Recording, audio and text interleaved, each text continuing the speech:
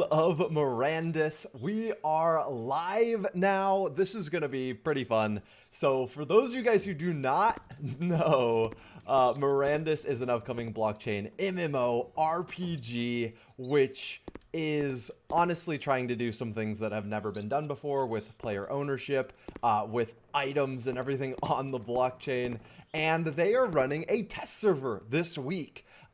For people that own Exemplar NFTs, which are like character NFTs with special abilities. Oh, wow, look at this little halfling right here. Let me turn on my light. Oh, so cute. Oh, man. So, yeah, wow, Mirandus is going to be so dark at night. That is absolutely crazy. But, yeah, this flashlight provides a lot of light here. But yeah, so welcome everyone to the stream. Feel free to ask any questions. I'm going to be running around inside here in the world of Mirandus. I think there's some hidden like clues in this alpha test that might be like some leaks for the future. So I'm going to probably be trying to find some of those words. But I also want to answer questions and stuff because this is very early development, but the dream behind this game is just absolutely incredible. It's so ambitious. And for those of you guys who don't know what that is, I would love to answer some of your questions. All right, yeah, it looks like the stream is up and running well. We got 40 people in here already. I'm just staring at this windmill and watching this beautiful moon sail across the metaverse sky.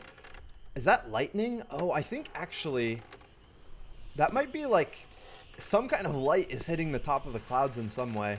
I love the sounds of the creaking windmill. It sounds so good. All right. I'm not seeing any comments. Maybe I need to refresh this. Let's see here.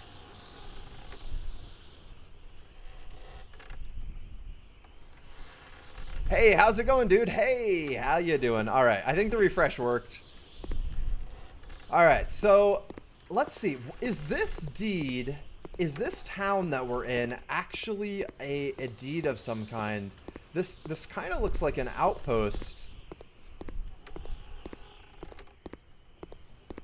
This is a 5x5, I'm guessing. A 5x5 building. But maybe it's a little smaller, I'm not sure. How you guys doing? Welcome to the world of Mirandus. So this is an alpha test. Oh, there's a dwarf over here. Oh, Dwarf Exemplar. How you doing, Dwarf, buddy? Oh, look at his eyebrows. Wait. Oh my gosh, it's so dark when I turn this light off. Oh, it's going to be so scary. Oh, an elf. So I am actually spawned in as an elf in this test. It's so hilarious, dude. This dwarf is so short and stocky. I love it. I own all the dwarves. I also have a majestic forge, so I figured I'm going to need to do a lot of mining and carrying of resources. And dwarves can see in the dark inside, which when you look at how dark this is, that's going to be so freaking useful. Being able to see in the dark inside.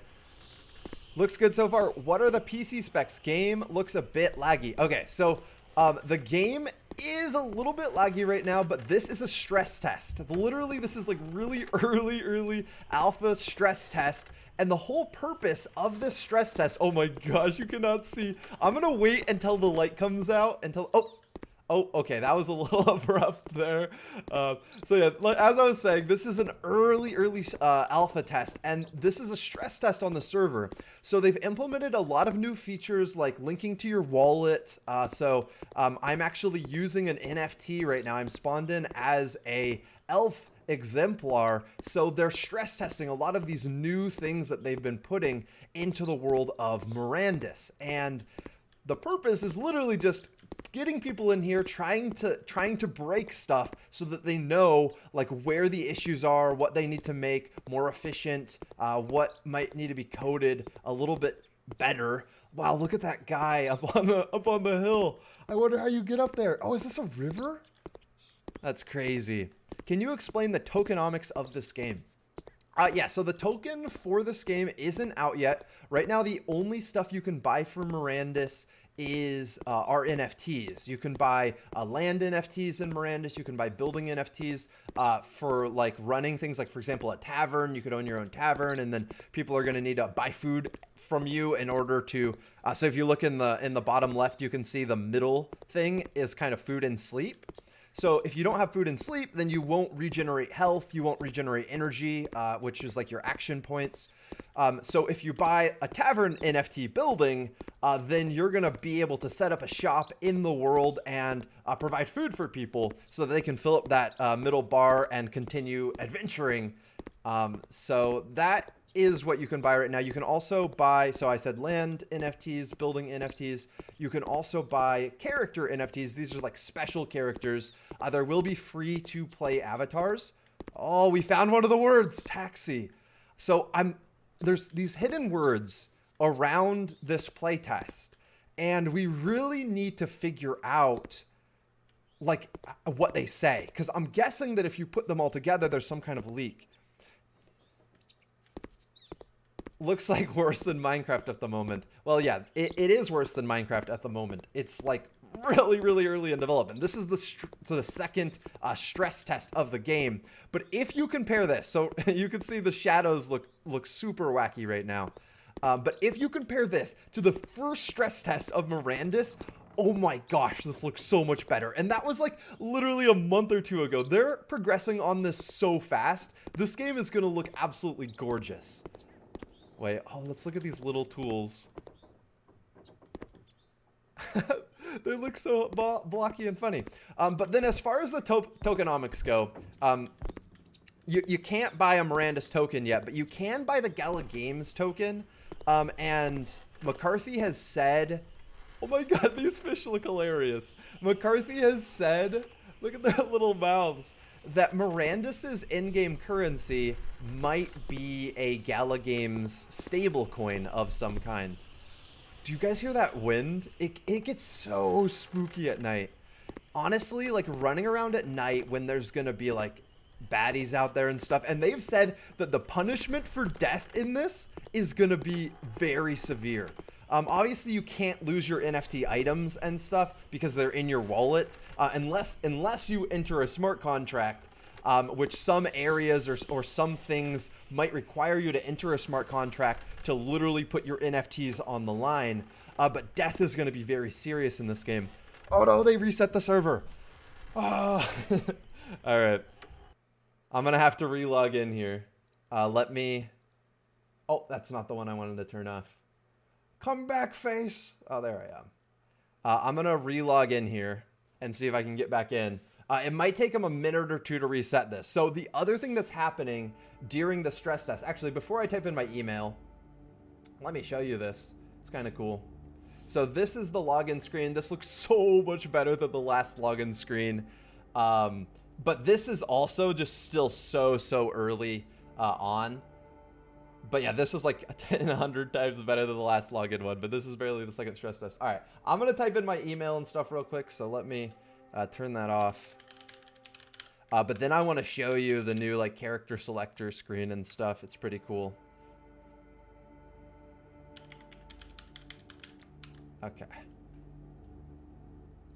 All right, so here we are now logged in, and now this is the first stress test that's actually linked to your Gala Games crypto wallet.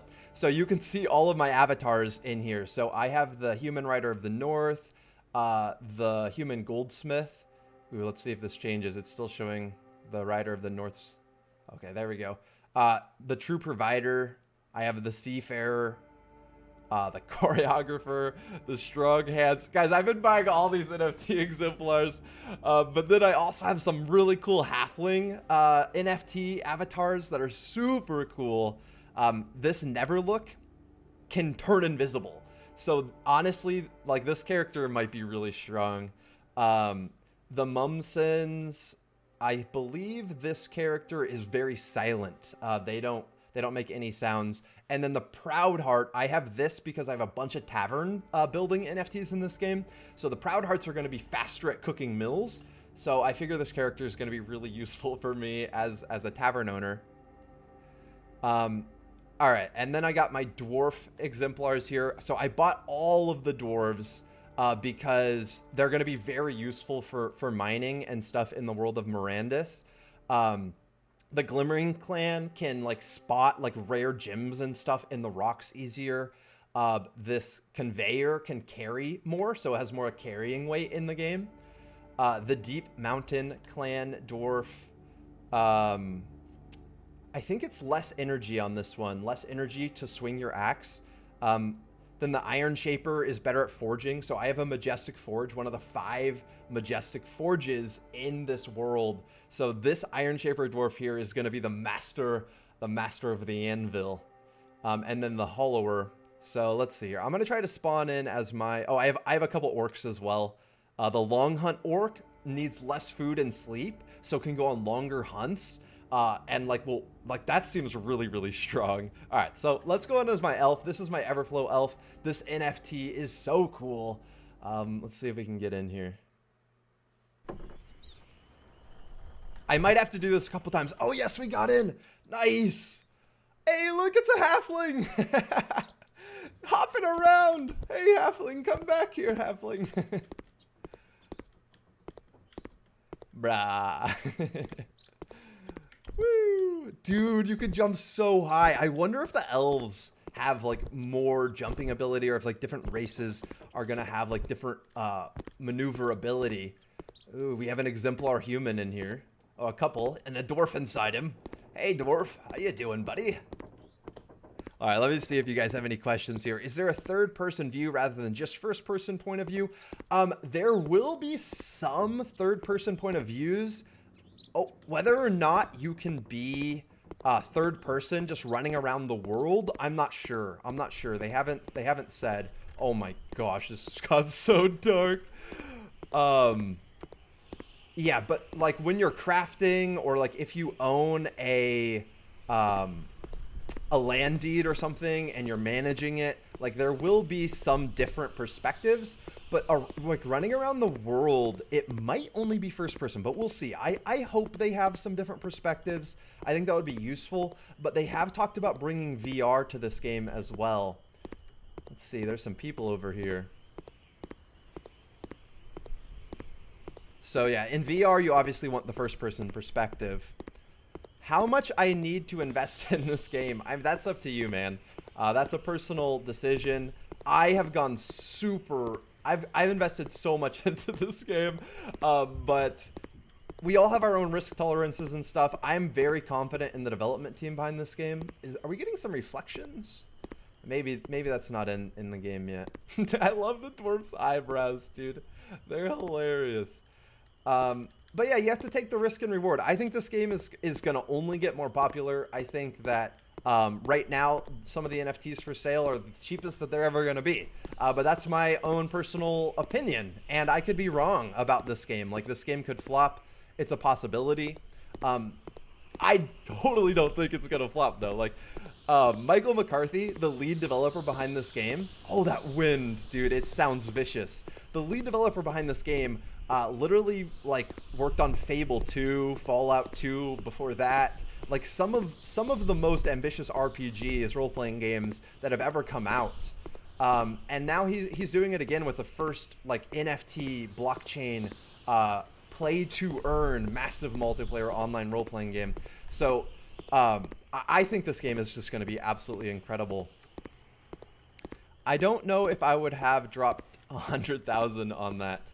Yeah, I mean, we'll see. I am very confident in my investment, but it could always fall through. You know, there's risk, especially in crypto. Whoa, how'd you get up there, Elf? Wait, I want to try that. Oh, you could just jump really easily. Dude, the jumping is... Woo! But I'm pretty confident that my NFT Duke that I paid 100,000 for, the Town of the Duke, is going to have earnings potential in the future. Also, I really love the idea of a massive multiplayer online game with a real economy, with real ownership and real earning capabilities. So I really wanted to support the development of this game as well, which is part of why I bought the Duke.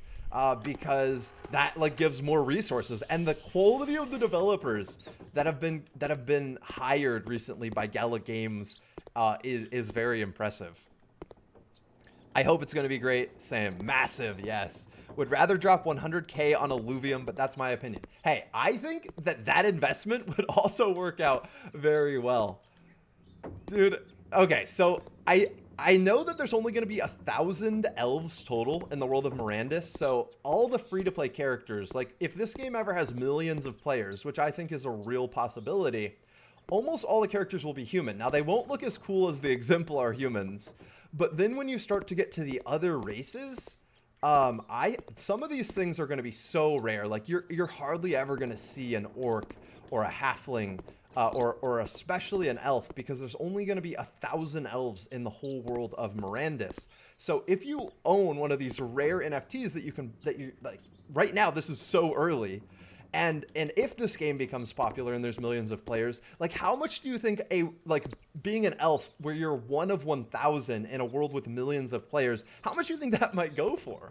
Like it's impossible to know, and it is a lot of speculation now, but I think that there's just so much incredible opportunity here that, yeah, I'm just so willing to invest in this to, one, help ensure that it has the funding, and it's fully funded now, to actually be developed and to actually be reach its fullest potential. But two, I really think that I'm going to be 10xing or more on some of these NFTs that I've been buying for this game. But also I'm going to be using a lot of them. Like most of the NFTs I've been buying, I'm planning on using. Are the tokenomics for the in-game economy already out or still being polished? They're still being polished. There's no information on the in-game tokenomics yet, except that we do know it will be a currency that will be on a lot of chains. Like the in-game currency in Mirandus will be on Ethereum. It'll be on Binance. Gala Games is creating their own smart chain. Polyant, there's going to be a lot. You're going to be able to choose how you want to interact with the game,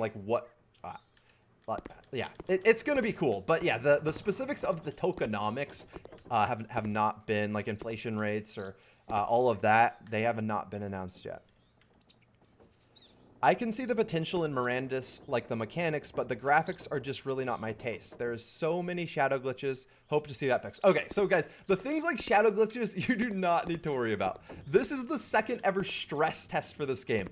Literally, the purpose of us being in the world right now are for us to try to break as many things as possible. Gala Games is doing something different than most AAA game studios would do. Most AAA game studios would not let us see the progress of the game this early on. But yeah, shadow glitches and stuff, don't worry about that. As far as the style, where you can see kind of the blockiness of it, that is actually really, really brilliant design. Because of two things. One, it allows for very fast iteration by the development team, and because they're trying to do so many insane technical things on the player ownership, economic side, on the rarity, and trying to make an actual simulation of the real world, it's important that they don't have to spend 10 hours coloring in the smallest detail of an avatar that's not actually going to look human-like in the end anyway. It's just going to look creepy. The fact that they make it blocky means they can do much faster iterations of the game itself. And that means that there's going to be way more mechanics that can be tested. This thing can be expanded much faster. And also the level of detail can be much better, because in the world of Mirandus, any NFTs that you have equipped to your avatar are going to literally show up. So if you have 10 rings on all 10 of your fingers, literally all 10 of those rings will show on each of the fingers, and it's the simplicity that allows them to go into actually much greater detail, and have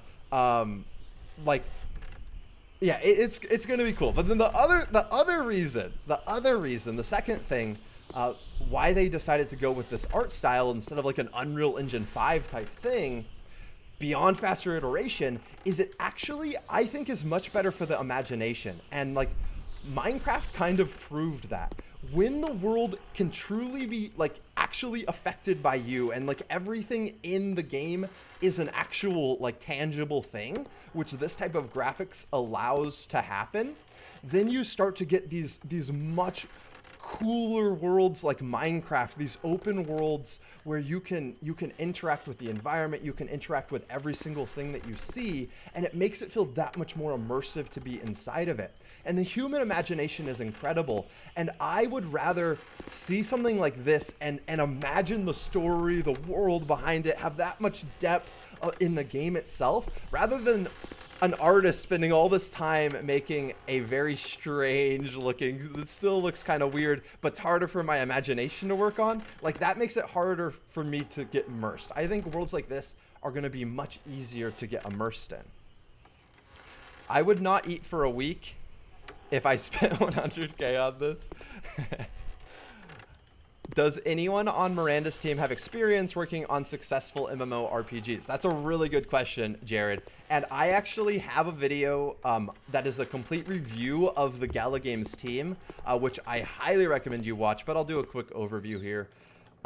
So for one, Eric Schurmeyer, who's the CEO of Gala Games, he has founded some very successful companies in the past. One of the first big ones you probably heard of was MySpace. He was a co-founder of MySpace. And then after MySpace, he co-founded Zanga, which is, I think, over a $10 billion company right now. But they have like Words with Friends, Zanga Poker. In Facebook, they had Farmville. But Eric is just the businessman behind it, and he's created very successful companies in the past. Now, the like kind of mastermind that he hired to create Mirandus, his name is Michael McCarthy, and Michael McCarthy has been developing some of your favorite games since before I was born, to be completely honest. So. Man, the shadows do look very like this is very messed up. I think it has to do with like the sun and the clouds is what might be causing this. I'm not sure, but it's definitely gonna be easy. it's not gonna exist for very long. This is the second stress test. But yeah, so Michael McCarthy, two of my favorite games that he worked on. A lot of people like Arkham Magica. I never played that one. But he also worked on Fallout 2. I think that was released in 1990 something. But then he also worked on Fable 2. Fable 2 was honestly one of the greatest RPGs of the 2000s. I think it was released in 2008. And then Michael McCarthy also created his own gaming studio for a while. But now Michael McCarthy is the lead developer. He's in charge of the Mirandus project. But yeah, he's worked on some incredible RPGs in the past. Minecraft crypto would be cool if Notch was still around. Yeah, that would be really cool. But honestly, this is going to be probably the closest thing to that. And they have, like, there's really smart people on the Gala Games team. They're literally designing their own chain, their own crypto chain as well. No, it's global illumination maps that are not syncing right. Okay, interesting. I don't actually know. I don't know the ins and outs, the sausage making of this, like, of game development, but if that is the explanation, it makes sense. Some kind of syncing issue. Dude, this is so cool. I'm so glad that Gala Games is letting us go into the world this early in development and kind of stress test it for them and break stuff for them so that they can make it better. And we get to see, like, kind of envision where the NFTs that we've been buying and stuff, the world that they're going to exist in. And even though this is so early in development, you can totally already get the feel. Like, it feels so nice to be inside of it. Fable is love. Yes, Fable was awesome. Dang, great memory. I smoked mine to death. We'll we'll move on from that. I had just had a lot of practice working on short-term, well, and I guess my long-term memory has been getting better as well. But I was big in speech and debate in high school, and that really helped me with my memory and public speaking abilities. How can I start buying on OpenSea? If you set up a Metamask wallet, you can start interacting with OpenSea. And actually, my recommendation, if your goal is to buy NFTs for Mirandus on OpenSea, start by creating a Gala Games account. I have a link to do that in the description of this live stream. And after you create your Gala Games account, you'll get your own wallet through Gala Games. And then you can just take your wallet key and import it into MetaMask. I made a video tutorial on that. I know that sounds a little complicated. Crypto is not super consumer faced yet, but it's actually not that difficult. If you know how to do it, it literally takes like 4 minutes or 3 minutes. Or 2 minutes. I could probably do it in 2 minutes. But yeah, create your Gala Games account, then link it to MetaMask, and then you can start interacting with OpenSea.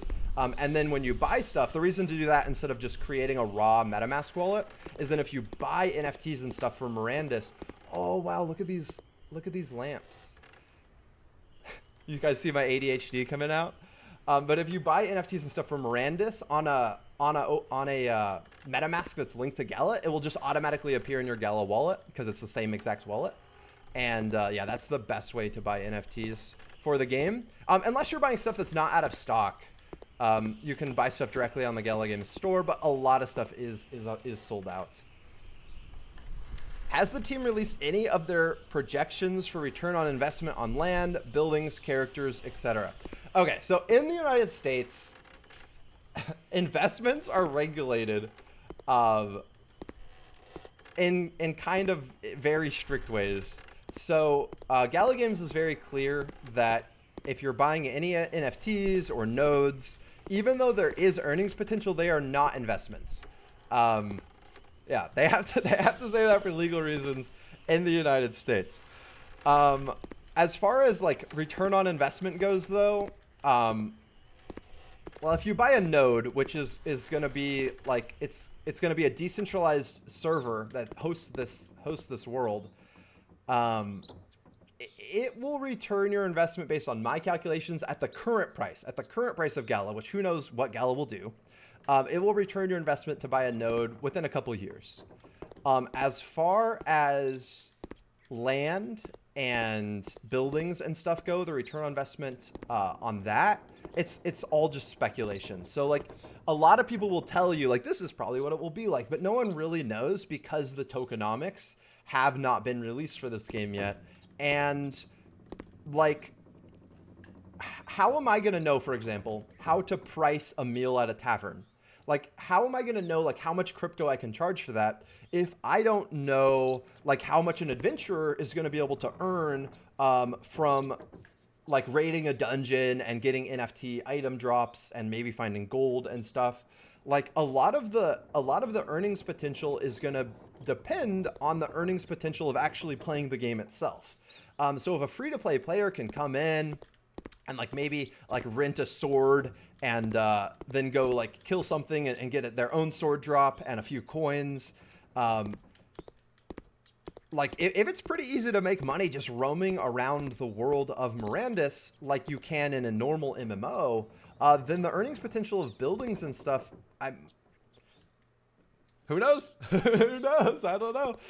But yeah, some of the NFTs, like I bought a Duke in a town in this game, a large town, for $100,000. So will I ever get a return on that investment?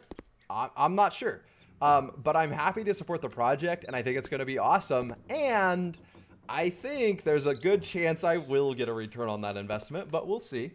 We'll see. Even if I can only make $10,000 a year, for example, owning that Duke, or $5,000 a year. Let's say it's $5,000 a year owning the Duke. Well, then it's 20 years to make $100,000, which is a long time. That's a long time. But a 20 PE, when you start to relate it to the stock market, is actually a kind of decent return on investment for an income generating asset. You pay more than a 20 PE on a lot of stuff, and that's like how many years it takes to earn back the price. So it's earnings, price, yeah. So yeah, on stocks, there's stocks for like 1,000 PE that you can buy. So 100 PE on a Duke, even if I could only make 5,000 a year, which I think there's a really good chance it'll be a lot more than that. A 20 PE is not crazy. And then it's probably true, since it's an NFT, well, it's definitely true that I will be able to sell it, but it's probably true that with a 20 PE, I could probably sell it for $100,000, because not only are you getting the earnings, but then you literally are a Duke in a massive multiplayer online role-playing game. And being a Duke is going to have its advantages. Like, you may have a place in the Citadel in the King's Court or something.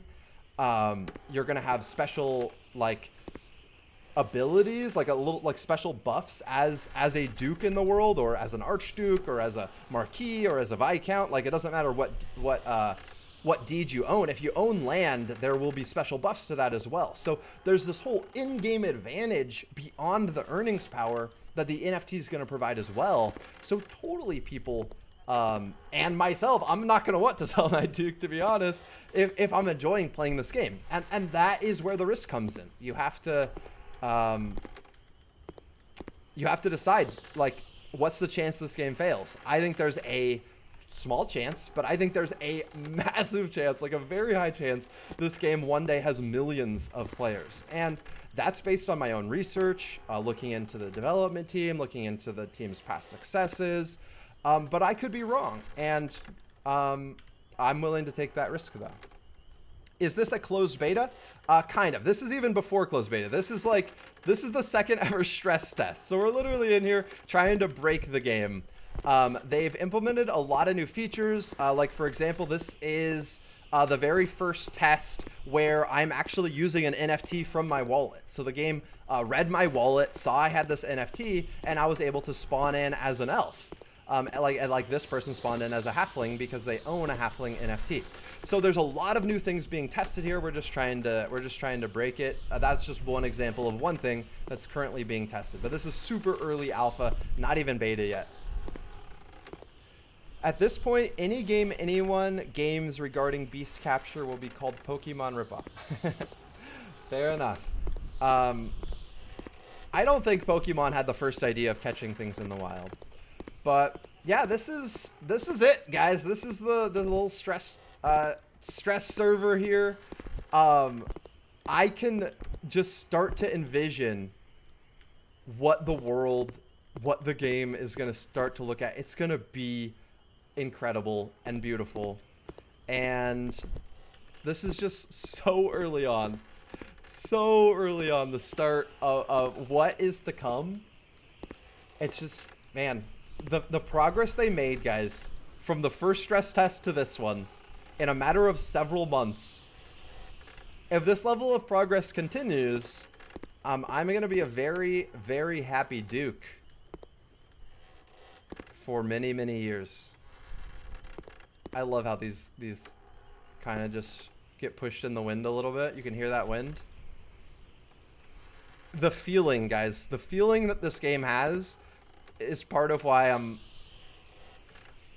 confident, even though this is such early development. This is just the beginning. Yes, exactly. This is just the beginning.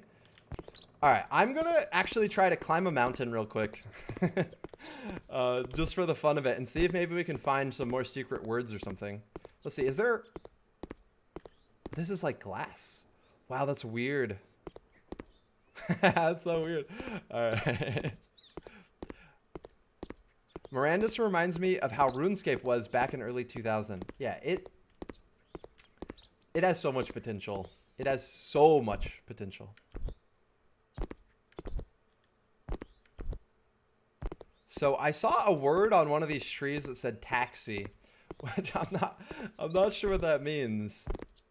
But I'm guessing that, like, there's probably like a whole sentence, like if you put the words together or something, that tell you something secret about what is coming in the future.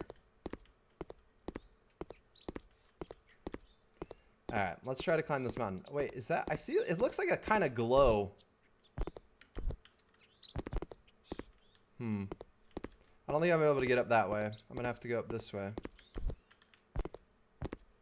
Dude, I saw people on top of the mountain. I know it's possible.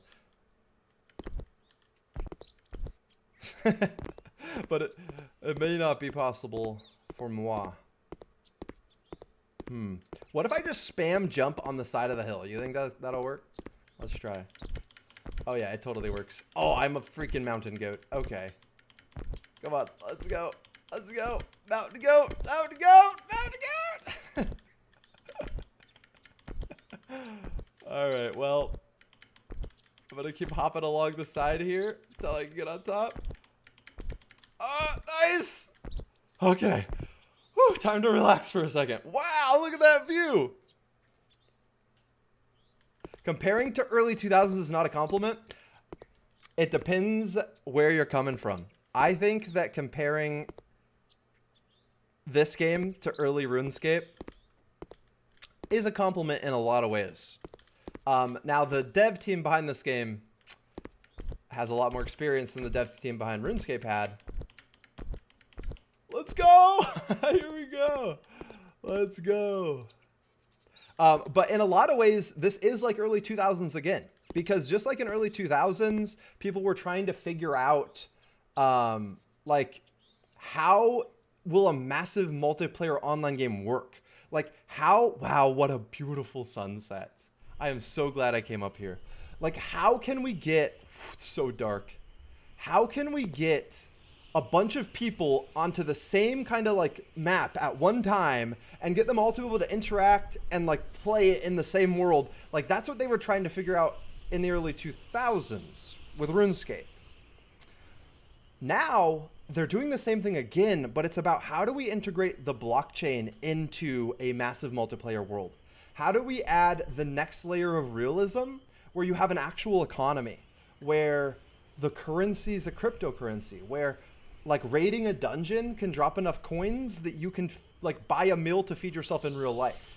Like, so it is like early 2000s again, but now instead of trying to figure out, okay, how do we create a world where a bunch of people can exist simultaneously, it's now how do we throw an actual financial system, real rarity, true ownership, real play to earn mechanics into a massive multiplayer world, which will then like make it its own nation, its own country with its own gross domestic product. Like, people will be making their livings in the metaverse in the not too distant future. I mean, people are already making their livings playing Axie Infinity. It's only like early 2000s in terms of economy. Crypto is early 2000s or late 90s, not graphics. Yeah, exactly. Yep. But so yeah, I'm so psyched. Okay, wait, we're gonna see the sunrise, I think, from this side. Let's see how it looks, because it's set over there. So the sun. Oh, the sun should definitely. Dude, the wind is blowing so loud up here. Can you guys hear that? The sun should definitely come up on that side. So McCarthy has talked about how night is going to be super scary, not only because of how dark it's going to be, but also because death is going to be very punishing in the world of Mirandus. If you think about a simulation of the real world, obviously dying in real life is super punishing. Permadeath will not be a thing, and also it's hard to take an NFT out of your wallet, but death is going to set you back a ton, and you're not going to want to die, which is going to make night that much scarier.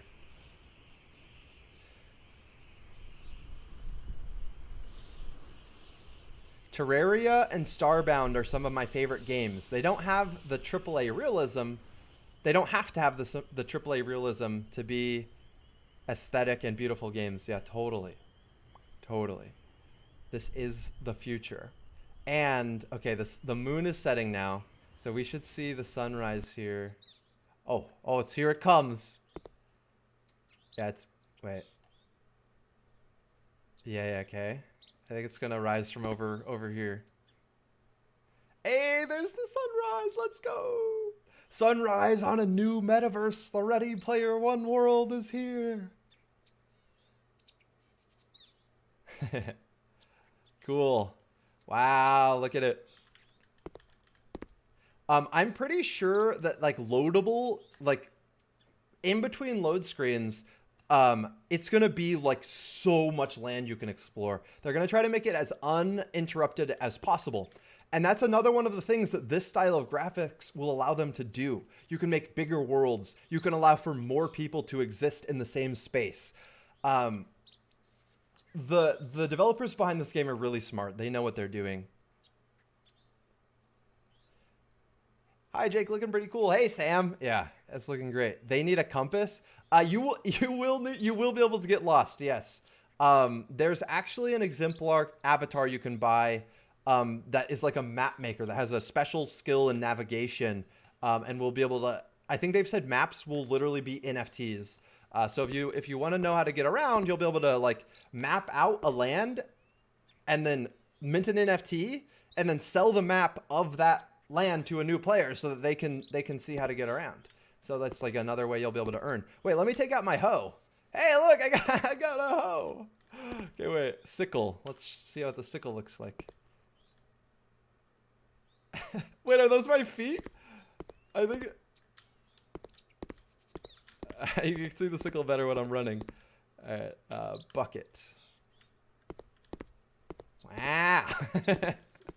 Seeds. Oh, look, I got a little bag.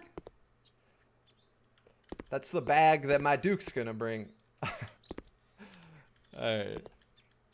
I guess I'll just go with the hoe out. We're gonna see a beautiful sunset here in a second. That's what I'm waiting for. I was thinking about like maybe jumping down and running back to the town, but we need to see another sunset from up here. Illuvium, I think, will be a much bigger game than this, but still interested in this game nonetheless. Illuvium will be a very different game than this. Both games, I think, have tons of potential, though. Both games are setting a new paradigm. Wow, look at this sunset. The sunset on the metaverse. It's a real quick transition there. When it actually hits nighttime, though. I think it's because they might have like different animations. I'm not sure. Obviously, that's gonna be very easy to fix. Is this like not for me, but for them? Is this going to be free to play, or are you gonna need an NFT to play like Axes? Okay, wait. So first, let me keep talking about Illuvium versus Mirandus, and then I'll talk about whether or not this game will be free to play. So both of these games are going to be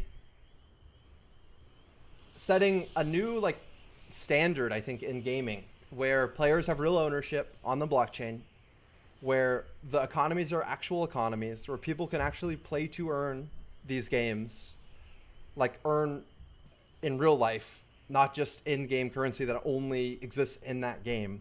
Like the fact that these games are going to exist on the blockchain is just going to be changing everything about gaming, adding like another layer of realism that the world is not ready for. Like if you know life Mirandus or you know life Illuvium, there's a very good chance that this wealth that you're generating in the world will actually be able to like pay your rent, pay your food bill. Like it's not going to be long before people's full-time jobs are in the metaverse because of games like Illuvium and Mirandus. So they're not really going to be competing. Like, okay, they will compete against each other somewhat, but mostly they're just going to be destroying traditional games because people are going to be like, wait, I spend time in this really fun game called Illuvium or this really fun game called Mirandus, and I'm actually rewarded in real life for it? Or I spend time in all these other games that are also fun, but I don't get anything for it. Like, I'm not actually, like, my time is wasted compared to spending time in Illuvium or Mirandus. So like these games are both going to just be absolutely insane, but they're also going to be very different. So Illuvium is a game where you're going to go out and hunt for NFT alluvials, which are like these creatures. And if you hunt and find an alluvial, then you win that NFT. And then you can train your alluvial, make it stronger, and then battle other players with your alluvial for cryptocurrency. So it's called Illuvium Battle for ETH. So it's a really cool concept. I think it sounds like a really fun game, but it's nothing like Mirandus. It's a completely different concept. Mirandus is setting out to be a simulation of the real world, where it's a massive multiplayer online game where you're playing a role in an actual economy where like the cities are owned by players, all the shops are owned by players, and it's trying to be this like World of Warcraft, but with more realistic mechanics and a real economy and real player ownership on the blockchain. All right, I think we'll run back down to the city here in a minute. Yeah, so Mirandus is going to be very different from Illuvium, but they're both going to be incredible games that change the paradigm of what a game is. You guys think I'll die if I jump off of here? I don't think I will. I think this is just still such early stress testing that my health bar can't actually be affected right now. Let's go! Hey, that's what I thought. I landed in the river, to be completely fair, so I'm fine. That's why. It's not because we're just barely at the second stress test ever. We're not even to alpha yet. All right, so now let's talk about, somebody asked whether or not you would be able to play for free or if it will be like Axie. So you will be able to actually enter this world, unlike Axie, with free avatars. But there are special avatars. Like if you enter the world of Mirandus with a free avatar, you're going to be a human, and you're going to have to level up and fight for power. But if you buy an avatar, there are these special exemplars which excel in certain things. And another cool thing about exemplars is that they have different race options as well. So you can see here there's a dwarf exemplar. So this dwarf has a special ability of some kind. Either he's better at mining, maybe he can see in the dark is one of the abilities, inside caves and tunnels. Maybe he can carry more. So different dwarf exemplars have these different special abilities. So you can play Mirandus with just a free character, but you can buy a rare NFT. So then I think there's only going to be 10,000 dwarves in the whole world of Mirandus. So if there's millions of players and only 10,000 dwarves, you're not going to see a dwarf very often. And then there's even going to be less halflings. Let's see if we can find a halfling. Right now, you can only get into the stress test if you have one of these exemplars. So there's a lot more of these different species on display than when everyone is playing the game and there's a lot more free avatars. But the halfling has a lot of special abilities too. Like if a halfling stands still and crouches, they will be able to turn invisible. Well, at least one type of the halfling. Another halfling can walk very silently. Another halfling is very good at cooking. So like if you own a tavern or maybe a bakery, you would want the cooking exemplar so that you can cook food faster and serve it. Because you're going to be serving food to real players so that they can get their food bar up so that they can go adventure and earn money. So they're going to be paying you actual cryptocurrency for your cooking. So being able to cook faster means you'll be able to earn more. But yeah, so there will be free avatars as well. Yeah, so there's even less of these. I don't remember the exact number, only a couple thousand halflings.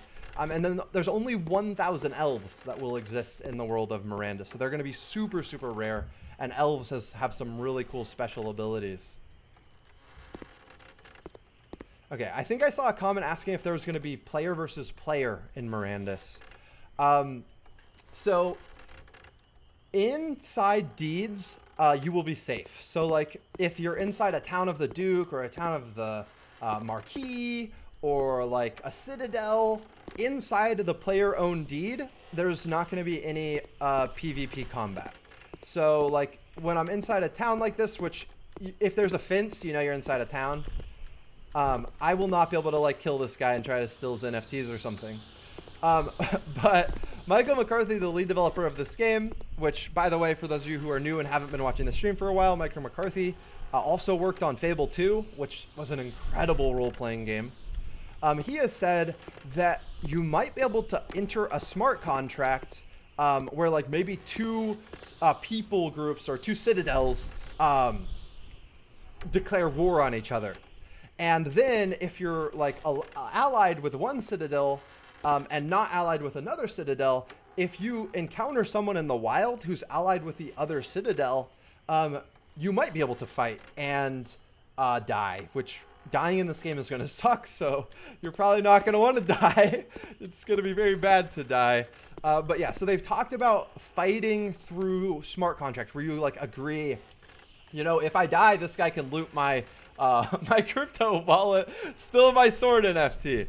Obviously, there'll be limits on the looting ability and like what you'll actually lose. But for a normal player who doesn't want to risk losing their NFTs and stuff, you're going to totally be able to play the game safely, not be at war, like not lose your NFTs.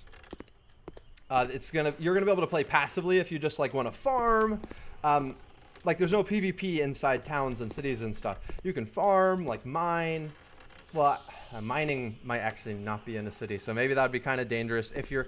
But maybe there's like a passive citadel where it's like we're not going to be at war with anyone. We're friends with everyone, and then you won't be able to get PvP'd on or something like that. All right. Hey, suggestion, guys. I want to start buying NFTs, but don't know very much on funds.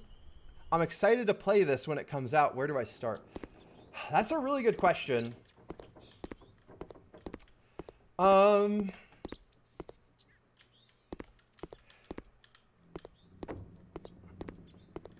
what I'm thinking about right now is like, is it better if you don't have that much money to like buy a building and then just use a free avatar, but you have your building to generate wealth?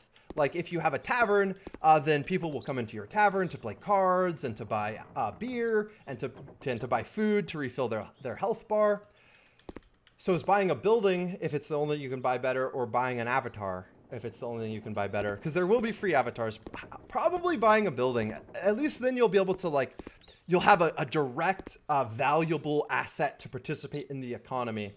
And a free avatar will work, but in order to participate in these stress tests and stuff, you need to have an avatar, and the free avatars are not out yet. So you need to have an NFT to like jump around right now. But to be completely fair, guys, this is really early in development. So honestly, waiting, I think, buying a building so you can participate in the economy very easily. If you don't own a building, you're still going to be able to participate in the economy. I should actually explain this. Michael McCarthy, the lead developer, has talked about how inside towns and cities, there will be a billboard, which kind of works like a DeFi marketplace. And the billboard will like, say there's a potion shop in the town, and even a mill in the town, and maybe a forge.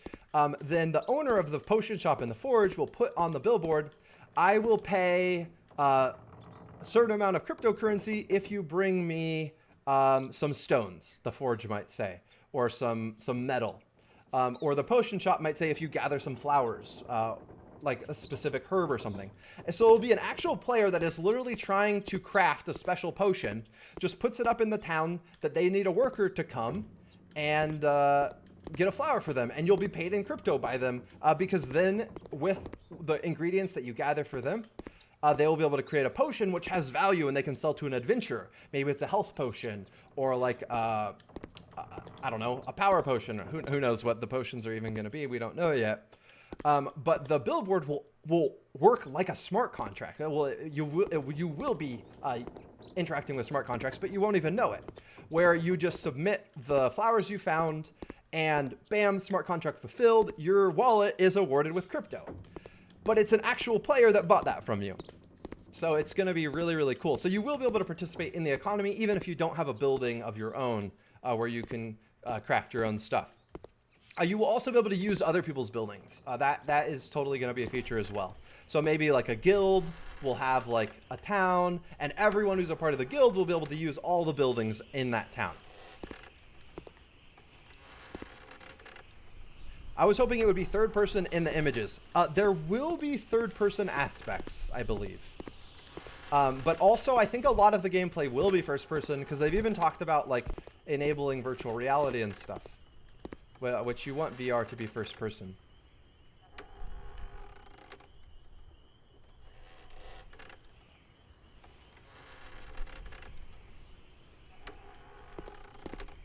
But what exactly is the play to earn in Mirandus? I think I just explained that. If you want more clarity on that, ask like exactly what you're thinking. But the world will have resources which players can exploit, and like flowers grow and trees can be cut down and regrow, and there's wolves out there and bunnies, and you gather this stuff, other players will pay you for it, because a bread building, what was it called, a bread stand or a bakery, there we go, bakery is the word I was looking for, needs these resources in order to bake and stuff. So there's going to be a lot of opportunities, a lot of ways to be able to earn in this game, because then that bakery owner can sell that bread to an adventurer, and the adventurer wants the bread so they can adventure longer and earn more, clearing dungeons and stuff. How much is the cheapest building right now? Do you guys want me to click over to OpenSea? I can click over to OpenSea for a second, but then anyone who joins will not see the Mirandus gameplay. That's what makes me hesitant. But there's buildings for, I think, $100 or something, maybe a couple $100. Plant a seed. Oh, let me see if I can. I don't.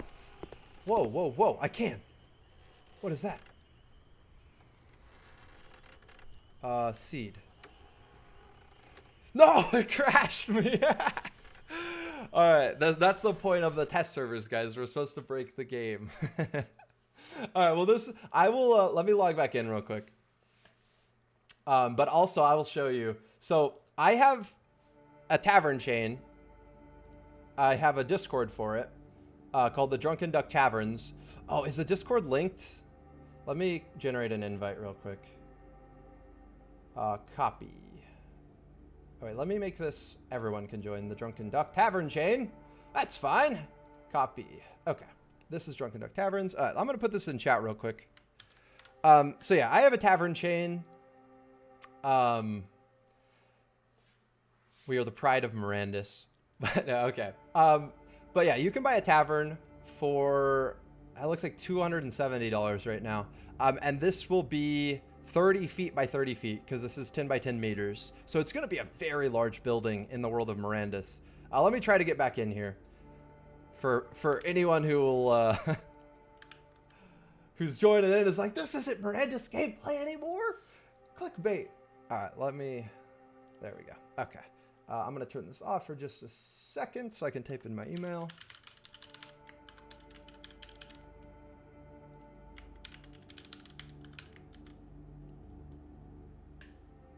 All right, there we go.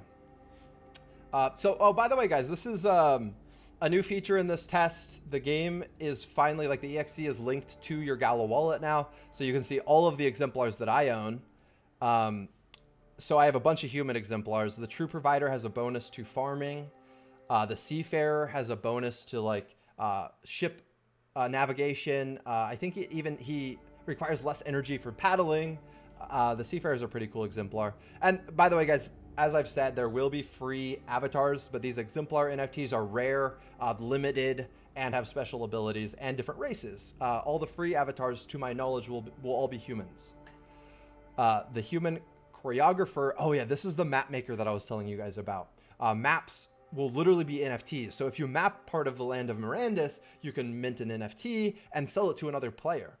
So the choreographer, honestly, our cartographer, I could talk by it, I'm really excited about. I also have a strong hands, which is, it looks like a little anvil here. It's better. He's better at crafting certain things. Oh, the Rider of the North is cool. I can get a bonus to all horse abilities and horse riding. So that will be a cool character. The Green Cloak has a bonus to, like, tree clearing, wood gathering, that kind of thing. I have a goldsmith. Let's see if we can get to him. All right, the goldsmith doesn't want to load. But then I have some dwarfs. I have the Iron Shaper.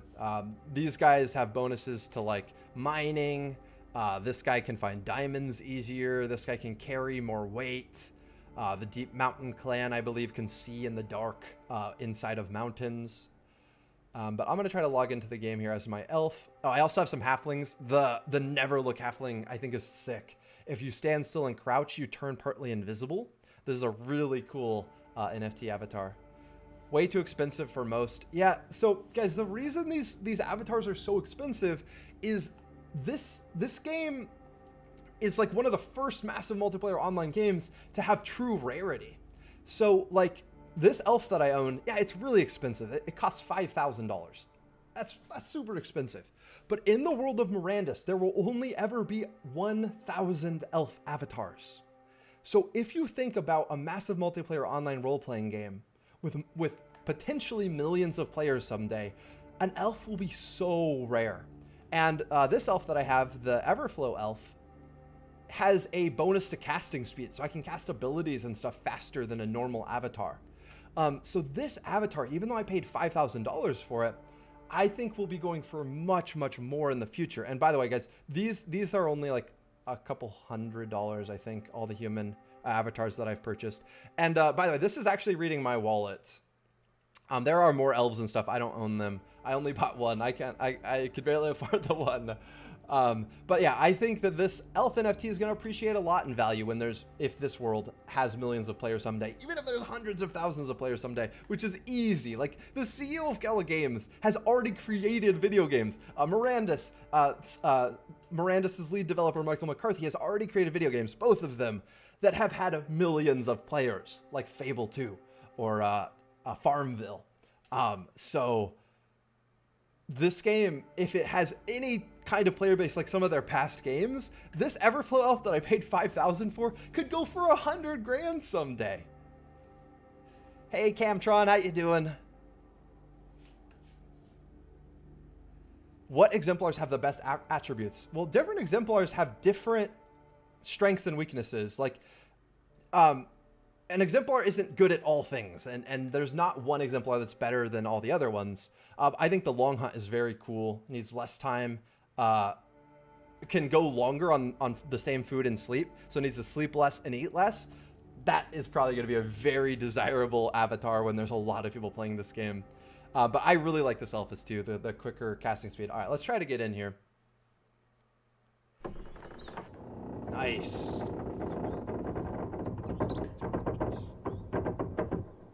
Oh wait, I might not be in. Let's see. The server could totally be full, especially because I'm streaming right now. And I might need to try to log in a couple times. I'm hoping I get in though. Saying Mirandus is too expensive. Blah blah blah. Saying Mirandus is too expensive is like saying life is too expensive. I mean, sometimes life is too expensive. But yeah, no, it's a real economy with real rarity. And that means that, yeah, some things are going to be expensive when there's not that many of them and a lot of people that want them.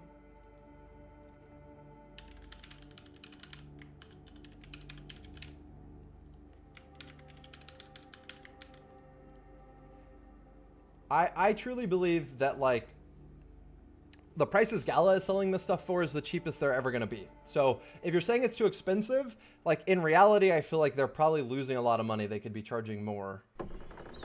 But this is so early. There's not that many people that know about Mirandus yet. So that's part of why we get what I think are deals. But who knows? Who knows? It's speculation, guys. There's risk. Expense versus value. It's going to be very interesting to see if $5,000 will seem expensive in a few years' time or a total bargain. Exactly. I think there's a really good chance it will seem like the craziest bargain ever. Wish Gala would let me import Exemplar from OpenSea. You can. So if you bought your Exemplar on OpenSea, all you have to do is copy paste your Mirandus wallet and send your avatar over to your Mirandus wallet.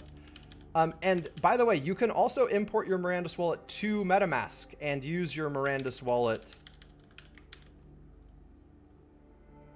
And you can use your Mirandus wallet on OpenSea through Metamask. So that's also something I highly recommend. When's the release date? Well, there will be parts of the game that come out this year. Very tiny parts. The full game in all of its glory does not have a release date yet. I'm guessing it will be a year or two.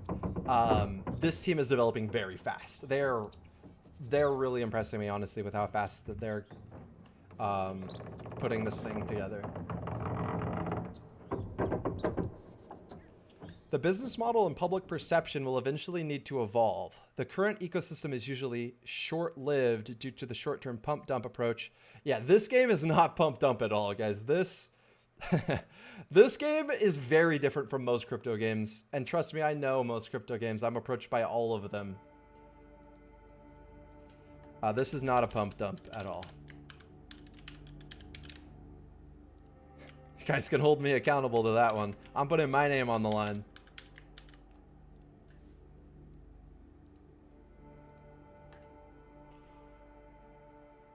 The first pre-alpha test will be at the latest December. What they actually call an alpha? Maybe. I got so lucky that last time I got logged out that it just instantly put me back in.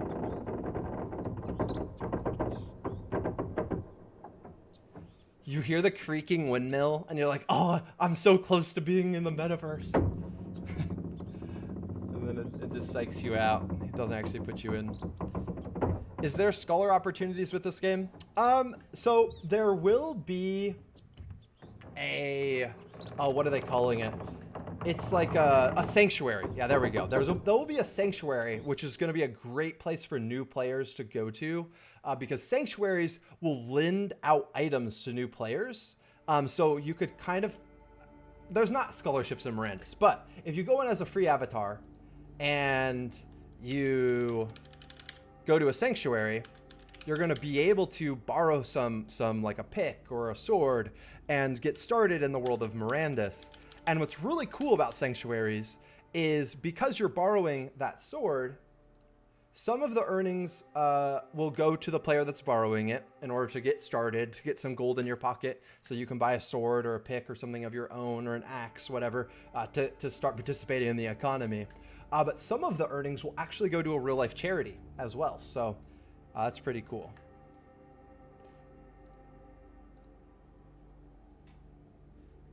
Any idea what the objective of the game will be? I've never played MMORPGs before, but I'm fascinated with the whole idea. Man, MMORPGs. How do you start explaining an MMORPG? So, it is a world in which a ton of people exist. And the role-playing side means that you are a character in this world. You have a role to play in this world as well. You are someone in this metaverse. But what role you play is up to you. In a lot of ways. Even now, like you can decide: do I want to own a monastery and be a monk that heals people? So yeah, they pay me crypto coins, I heal them up. Do I want to be a tavern owner and host parties and watch brawl fights? You're choosing what your role will be. A lot of people, like, they own just a tent. They want to be an adventurer. They want to go kill things and try to make their profit that way. So it's like, it's up to you. But then there will also be like overarching political things happening. But new players will probably not know about all of that. But citadels are owned by actual people. They may be at actual war. There may be deed owners, like maybe one duke hates another duke. There's political rivalry.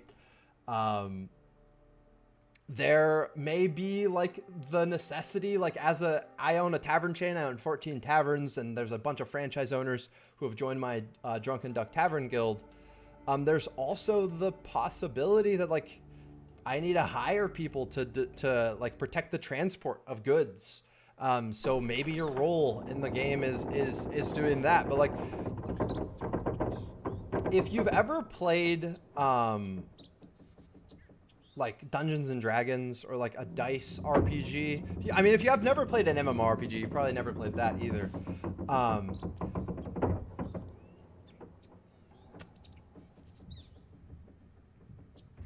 Yeah, hopefully that's making sense. Can your character die? What happens to the value of your character if that's the case? Yes, your character can die. And if you die in Mirandus, it's going to suck. It's going to suck a lot. It's going to be way more punishing than an average game. I can tell you that. The specifics, I cannot tell you because we have not been told yet. I don't know. McCarthy has just talked a lot about how he really wants death to matter. He wants it to really set you back. He wants people to really be scared of the dark. He wants people to really be smart about when they put their life at stake and what they're willing to put their life at stake for. It's not gonna be like a traditional MMO like Guild Wars or World of Warcraft, where death is not really that big of a deal. It's gonna matter a lot more in this game. Yeah, this game will be free to join. There will be free avatars. Come on, get me in, boys. Get me in, yeah! Woo! We made it. We made it. All right. So welcome. If you've been here and haven't seen the gameplay in a while, or haven't seen it yet, this is an early stress test of the massive multiplayer online role-playing game Mirandus. This stress test is testing a lot of things like wallet integration, a lot of lighting, shadow things are being tested in this. The goal of it is for us to break it. This is before alpha, but I am so glad that I am back in the world of Mirandus. Yay! Whoa, I never noticed this is a big fish. Wow. Whoa, guys, you see that sunset? That's so cool. Let me turn on my light. Oh! And also, guys, we're trying to break the servers as well. So if you notice some lagginess, this is early game development. That's what it's about. Free to join in over a year after people who paid money have insane advantages. Okay, let's talk about this. So people who paid money will own things. Like if you didn't pay any money, you are not going to own a forge. You will be able to use a forge, but somebody else who owns it's going to have to let you use it. There will probably be forges that are like, hey, you pay a few gold coins, you can use it, and it's just like a smart contract, that kind of thing. But yeah, you will have advantages if you own stuff. Just like in the real world, if you buy a McDonald's, you own a McDonald's, and you can sell a lot of Big Macs. But if you don't own a McDonald's, you can't. This is a real world simulation. So that being said, you don't really have that many advantages as a paid player. For example, let's say you come in and you bought an exemplar, and your exemplar is the true provider, which is a human exemplar. The true provider, his bonus is he can gather crops faster, or he can gather them more efficiently. Like he's better at farming. So does that mean that if you fight a guy who paid a couple $100s for this true provider exemplar, he's just going to wreck you because you're a free avatar? No, not at all. He's better at farming. Like, I don't think that's an unfair perk to give someone who's a true provider. I think it makes sense that some people are proficient at farming. And if you come in as a free character, though, say even you're fighting me. I have an exemplar elf, which is very expensive, and my bonus is I have a slight reduction in casting time. As an elf, I'm more proficient in magic, so I can cast magic slightly faster. That is a little bit of an advantage, yeah, but if you're a level 50 character who hasn't died in months, you're like clearing these dungeons, you have this incredible armor and stuff, and I come in and I paid a bunch of money and I'm a level 3 elf here, and I'm like, fight me, bro. I paid all this money. You're just gonna laugh at me. You're gonna laugh at me and wreck my face. So yeah, I don't think that's a fair critique to say, oh, it's a real world simulation. This guy bought a McDonald's and he can sell Big Macs. How unfair. Obviously, there's no McDonald's in Mirandus, guys. There will be taverns and inns, and this door is very creaky. It needs some WD-40 on that.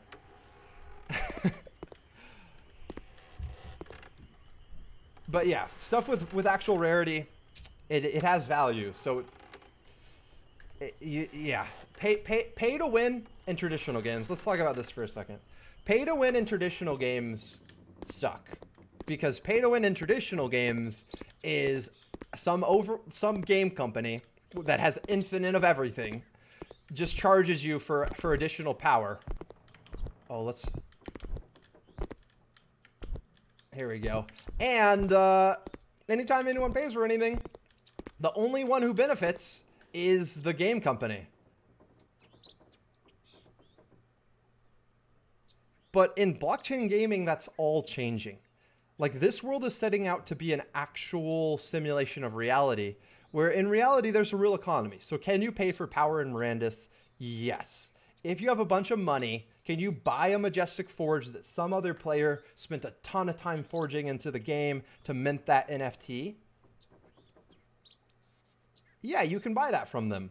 But what's different about this compared to traditional games is that an actual player who spent time gathering all the resources required for that Majestic Forge, and an actual player who put in the effort is going to be rewarded, not the game company that has an infinite of these swords.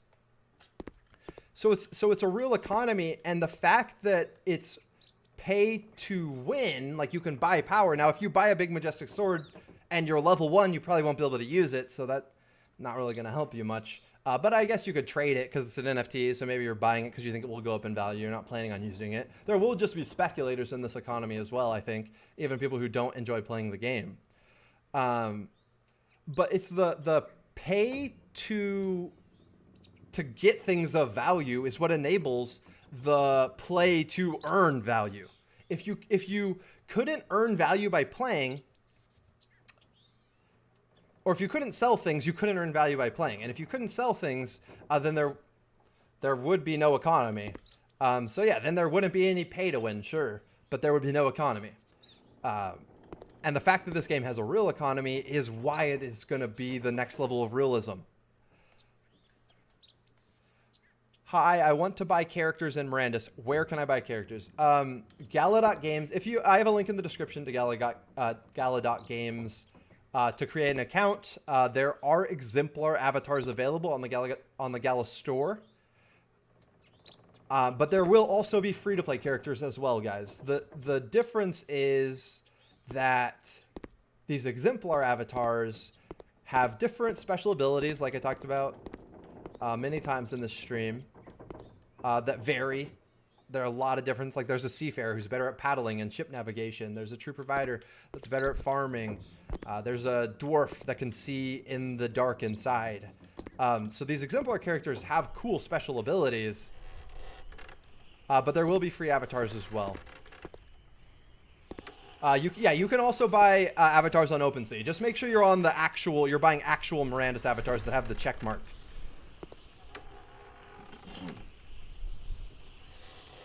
But Gala going to sell NFTs directly, just like a pay-to-win company.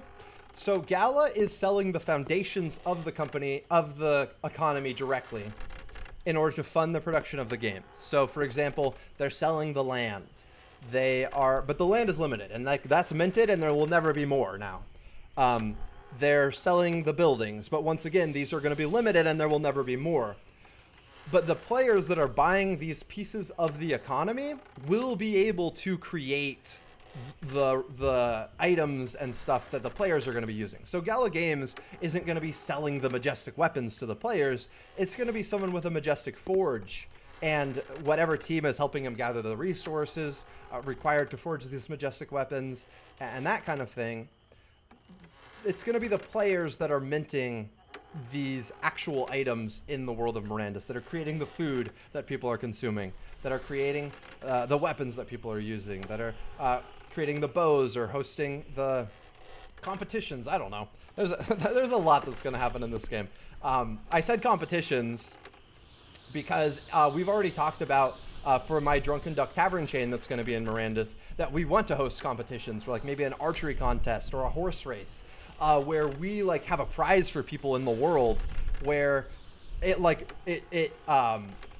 brings a ton of like exposure to the Drunken Duck Tavern chain. It makes people want to go to Drunken Duck Taverns, but also it's a fun place. Like people can watch a race and the winner can win crypto and that kind of thing. So there's going to be a lot more dynamics to this economy than just generating NFTs and selling them as well.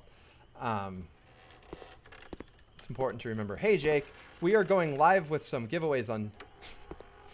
I wonder if characters will be able to cross over to another game and have similar powers over there. I mean, another game could 100% use a Mirandus Avatar NFT. There's no reason they couldn't, because NFTs exist on the blockchain. They can be transferred anywhere. And another game could totally code a Mirandus NFT to exist in its game. That's a possibility for sure. And when you start to think about like the future of the metaverse, what it might look like, is there like a flickering...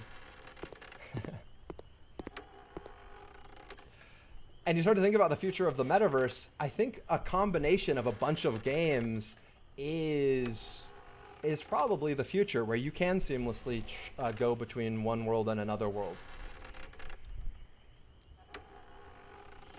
How do I check what each character does and what buffs they get? It says it underneath the character NFT. So if you're on OpenSea, it will be in the description, I believe. And if you're... That looked like a question mark. And if you're on the Gala Games store, it says it just right underneath the character. Lol, you're my favorite nerd, bro. Hey. I own a town of the Duke. I hope we can be allies in the world of Mirandus. Dude, that's epic. Yeah, totally. Send me a message on Discord. The lighting is getting weirder the longer I get in here. Whoa. Whoa.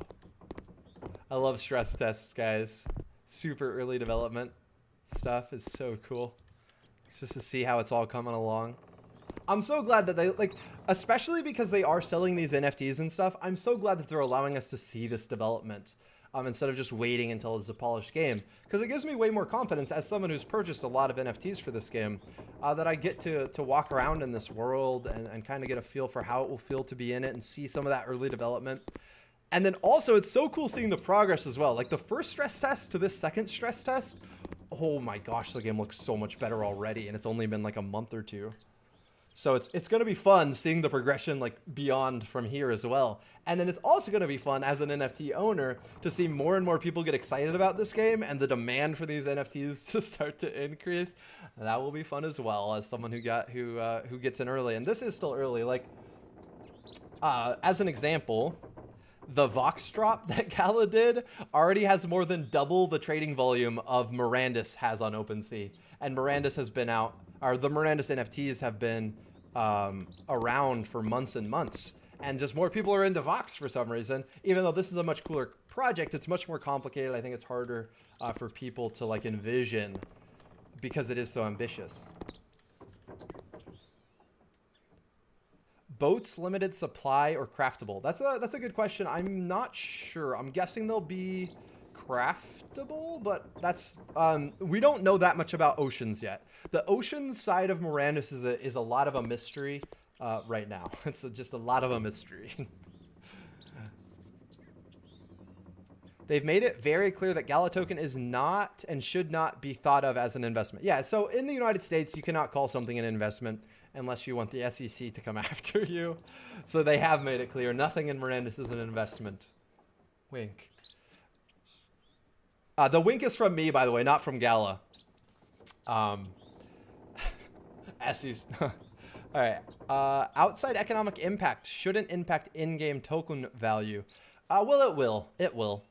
Because the token exists both in the real world and in the world of Mirandus, the value of the currency in Mirandus will be affected by real world economic things. And that's just part of the fact that everyone who exists in Mirandus will also be a part of the real world. So like if there's a big catastrophe in real life or like an economic collapse of some kind, like that will affect Mirandus. A lot of people will probably like, especially like if there's something really bad that happens in the real world, I can see a lot of people selling some of the wealth that they have in the game to make up for the fact the real world's going so poorly. But also maybe it actually will increase the demand for things in Mirandus, because it's like, hey, at least the Mirandus economy is working and a lot more people will flee to the metaverse in order to make their money. Who knows? I love Mirandus, bro. The complexity of the economy is on another level. Yeah, and we still are learning so much, and this team is incredible. So I also send them messages about questions. Like one question, for example, I had for McCarthy. I messaged him on Discord about a little bit ago, was the idea of item inflation and whether or not NFT items would eventually be destroyed. Like, will horses die? Because if you own a stable in Mirandus, you're going to be able to breed horses. And as a horse breeder, it's important that once the population of Mirandus stabilizes, and who knows what it will stabilize at, maybe it stabilizes at 1 million, or maybe it's 10 million, or maybe because this has a real economy, this goes to places that no game has ever gone before. But regardless, at a certain point, the player population is going to stabilize somewhat.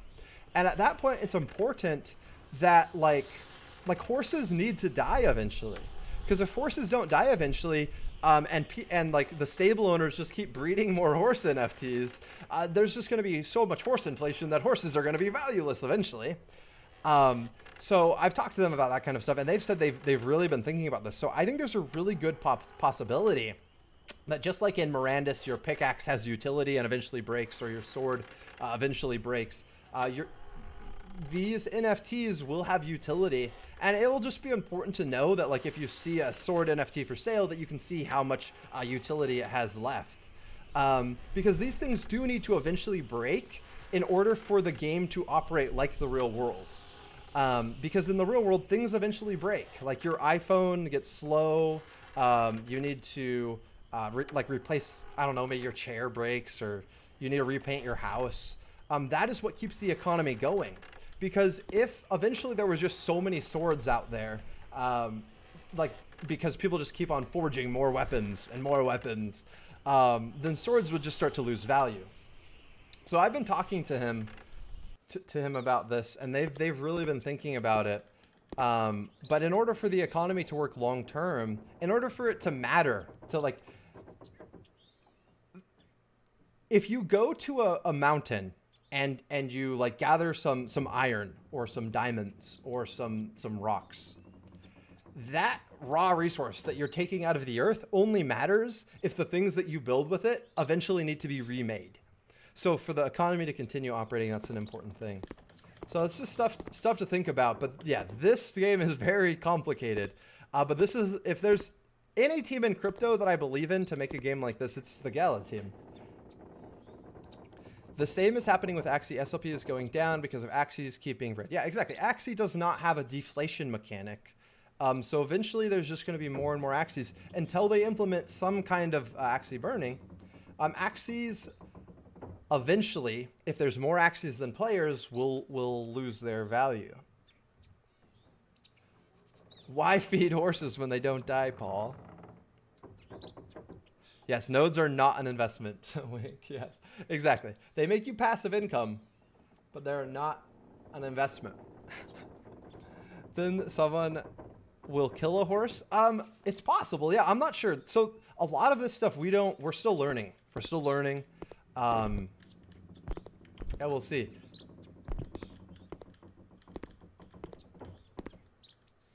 Yes, there needs to be some sort of item degradation or risk of loss to maintain the control of supply. Yep. Will the blockchain handle all the transactions for basic raw materials, or will only crafted material from raw resources be on the blockchain? This is a really good question, actually. And this is something that the development team has talked about a ton. So they are going to attempt, and they're building their own chain. The Gala chain is being built. They also have scaling solutions for Ethereum as well. We have Polyant. Binance now has Gala. So there will be a lot of different chains to run some of this, but they're going to start by attempting to put everything on the chain. So even resources and stuff will be on the chain. However, they have said it's possible that only crafted items will be on the chain if it proves too difficult for any blockchain to handle all of those transactions. So they're going to try it with everything on chain first.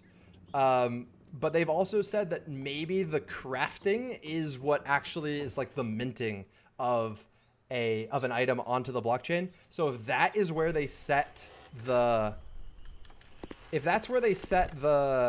kind of line in the sand for when something becomes like on chain or off chain is the crafting thing, that's a possibility as well.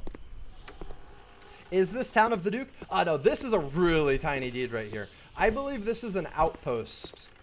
So it's the second smallest deed.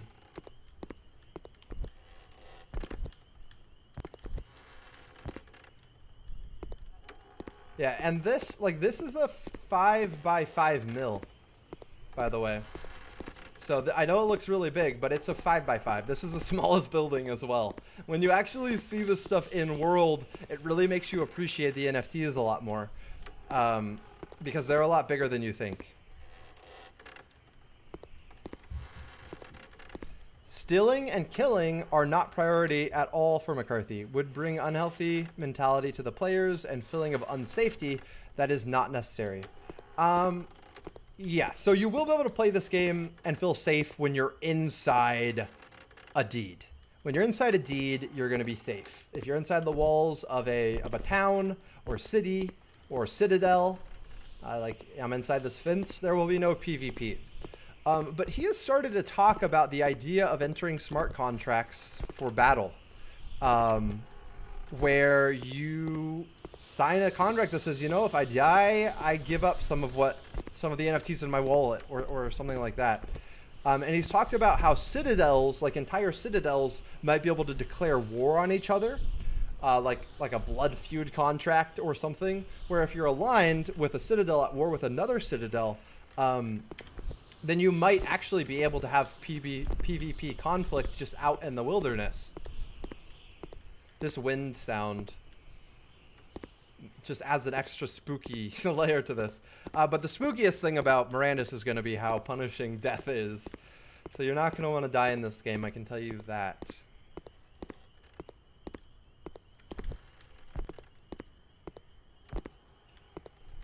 What about monopolizing? Will groups be able to enslave others in a perpetual rat race? What do you mean by that? Like differently than the normal economy? Yeah, like so for example, if you enter the world with a free avatar and you come into this outpost, there will be like a little thing here that says like maybe the mill needs a worker. So it'll say, hey, help needed. And if you help run this mill for a while, maybe you'll make something.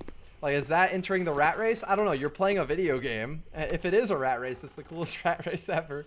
It's much better than the real world rat race, I can tell you that. Oh, we reset today. Regarding graphics, this is very early testing. Yeah, this is super early testing. And I really like the style, by the way, and I've talked about this earlier in the stream, but it's gonna allow for more actual detail and depth in the long run, because everything you see in the world of Mirandus will truly exist and be interactable. And like, I gave this example a few times. Oh, look, here's an elf. Elves are gonna be really rare in the world, by the way, guys. Only 1,000 of these will exist in the entire world. But you see the 5 fingers that this elf has? If you equip 5 NFT rings, and then another 5 on the other hand, you'll literally be walking around blinged out with 10 rings on. Everything you have equipped to your character will show. And it's the simplicity that brings that additional ability for complexity.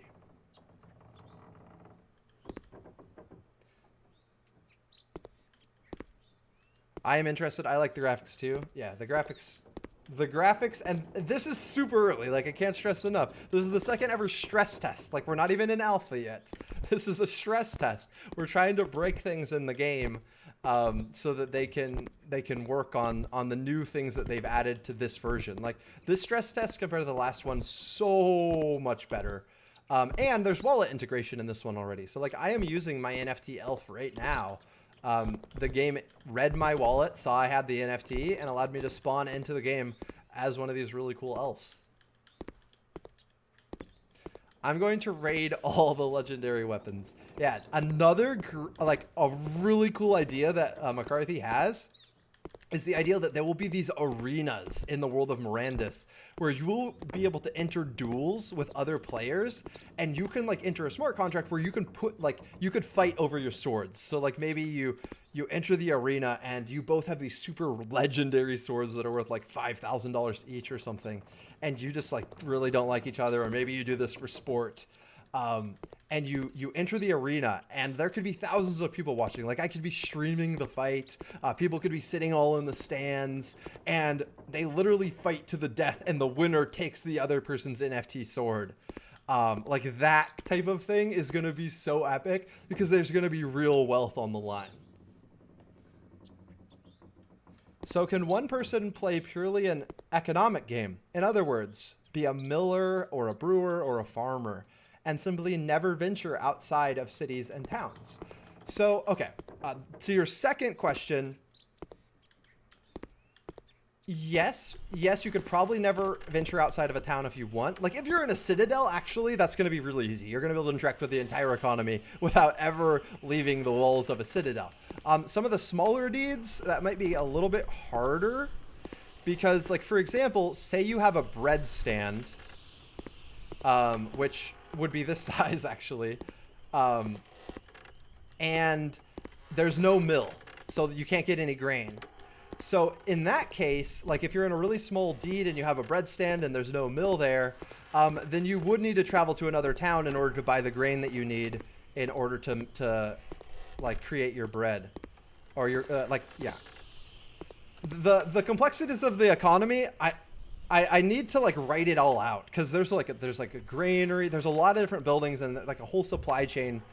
But yeah, you will definitely be able, if you don't want to fight, like combat isn't your thing, you're not about PvP especially, you will be able to live in this game and make money in this game as just a participant in the economy. Yeah, as a brewer or as a farmer or as a tavern owner. Even like a bard. They've talked about how you'll be able to create music in this game and mint like NFT musics.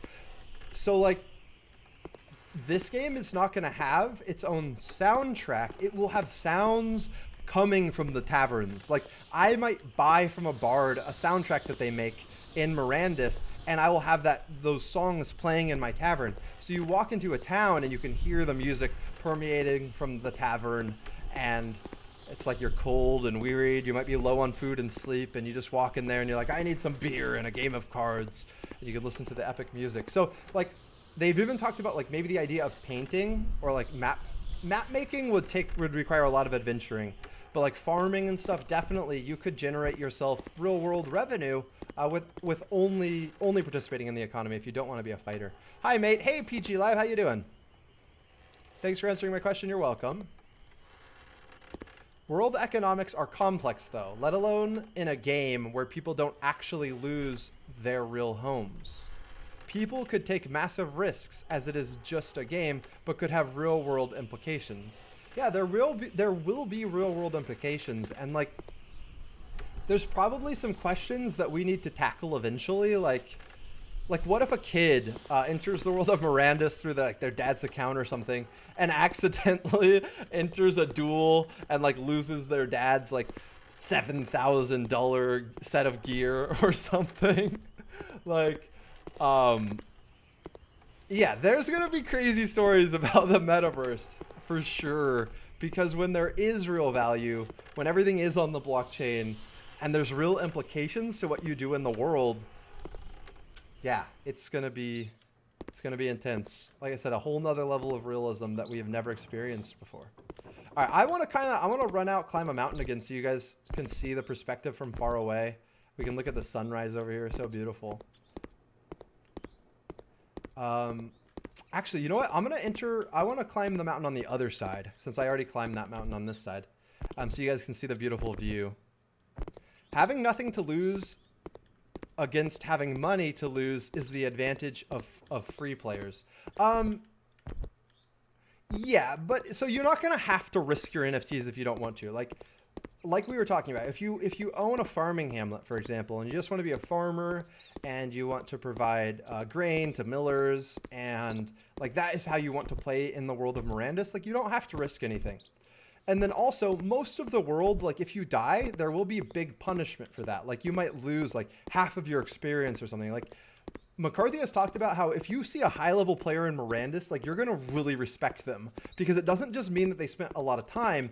It means they were smart about the time that they spent. And even like someone who spent far less time than someone else might be a much higher level because they're a smarter player or a better player. So there will be a ton of risk to dying in the world of Mirandus. But for the most part, you're not going to have to risk your NFTs if you don't want to. I'm mountain goating now. You guys didn't know elves are mountain goats, but now you do. Here we go. Oh, I'm just spamming my space bar. Oh no! Oh no! I think I fell a little ways. Well, we're up a little bit. Oh, we failed the climb. We were almost there. What I don't understand is if I buy a camp or a tent, will it be like a structure or a 5x5/10x10 terrain? So all of the buildings have to be placed inside of deeds. Come on, I can make it to the ledge. No, let's go. Yes. Okay, we made it to another ledge. We're making it higher. We're on our way up. Hey, look, there's a guy. He's just enjoying the river down there. Hi, buddy. I forgot what question I was answering. Oh yeah. So buildings can only be placed inside of deeds. Oh, I just jumped to my death. Or not to my death, but off of that. Okay, come on. Let's go. Oh, yes! I made it! Woo! Just in time to see the sunrise. Oh no, just in time to see the sunset. Goodbye, sun. Oh, it got dark fast. That is, by the way, only because it's like really, really off a test. That's not how it's actually going to transition. All right, we got the sun or the moon coming up now.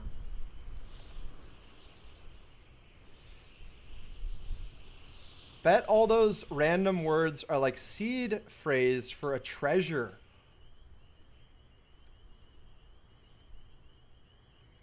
You're right. That's exactly what it is.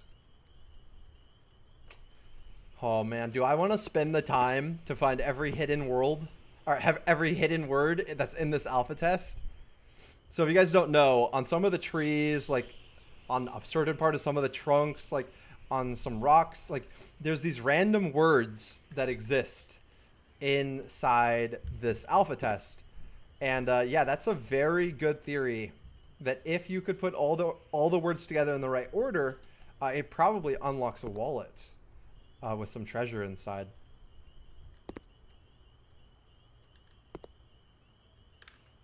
This reminds you guys of RuneScape in first person. I talked about this a little bit earlier, but in a lot of ways, this is kind of like RuneScape, because just like RuneScape was like the first browser massive multiplayer online role-playing game, this is the first massive multiplayer online role-playing game that's going to exist on the blockchain with a full player-owned economy, real ownership. These type of graphics will age better. Yeah, these type of graphics are going to age incredibly well. And the fact that they're going with this type of graphics means the actual depth of the gameplay, the iteration, is going to be awesome. There's no way you could get the right order. Yeah, it would be very hard, definitely. I'm waiting for the sunrise. I think it will be very pretty. Dude, even the nighttime is so pretty. Look at the light from the moon reflecting off the ground. It's just really, really beautiful. I don't know. It's really weird. It's like the fact that this game has a real economy makes me feel more immersed just based on that fact alone. Like, I just love it more. Like, I want to love it more because of that. So maybe that means I'm really biased, but also I really love it. I think I will just lend an account character. All right, let's step up to the edge here. Woo! It's so pretty. So freaking pretty. I think I'll just lend in accounts as character from an investor, hoarder, and play for them when the game goes into early access. Yeah, that's definitely something you'll be able to do. Like, I already feel like I probably have way more buildings than I will be able to run myself. So it's a very good possibility that I will be hiring people to run a lot of what I own in Mirandus. And maybe it's just like too much and I end up just selling a lot of it. We'll see. I first log on and it was nighttime. I was like, they need to fix the colors in this game. Yeah, nighttime is going to be very dark and very scary. And the scariest part about nighttime is going to be the creatures that only come out at night. And the fact that if you die in this world, it's going to be very punishing. You're definitely going to want to be inside towns at nighttime. Hey, Jake, we are Duke Bros. Hey, Brain Amazing, that's epic. I think there's been a couple, I think like, that means 3 of the 10 Duke owners are in this stream right now. Hey. Will the graphics be upgradable in the future? Well, just like Minecraft, I'm sure there'll be skins and stuff that you can use, like mods to the visual of the game that you'll be able to use.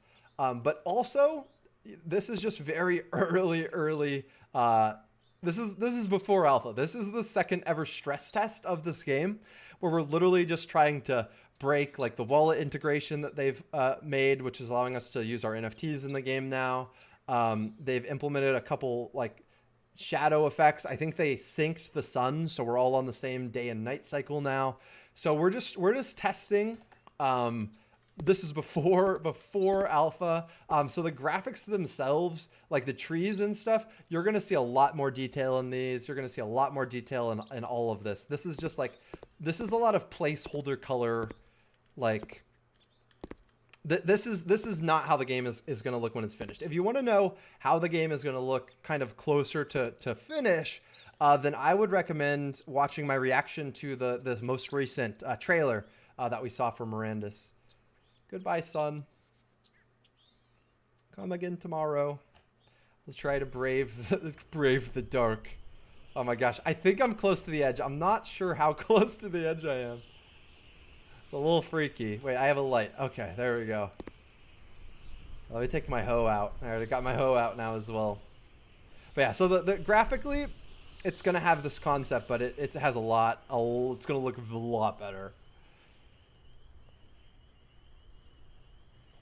Eagle Gaming says, could we have like World War on this game? Like that would be sick. Yeah, so they've talked about how citadels might be able to declare war on each other, and maybe if you're allied with one citadel and you see someone who's allied with another citadel, and you're in this blood feud contract, smart contract, like you will be able to fight them. So a type of World War is definitely possible. Just got here. Is this a game or a second world like Decentraland? This is going to be a full game and a second world, but it's going to have way more to do in it than Decentraland. Decentraland is built in browser. This is built on an actual game engine. But I guess even RuneScape kind of has more to do in it than Decentraland, and that's built in browser. So maybe trashing browser isn't the answer. Decentraland though is like the original concept of like real player ownership of the world, like items on the blockchain. Like Decentraland was that first idea. This is turning that into an actual medieval fantasy game, an actual role-playing game.